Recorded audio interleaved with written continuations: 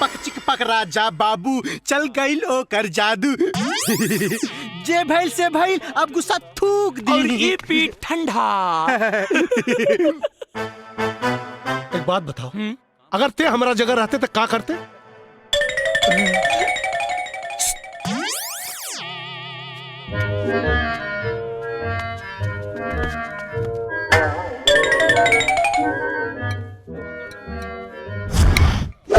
करती कगल।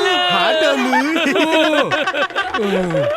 अरे कारे हमारे कपार फोड़ देते कारे।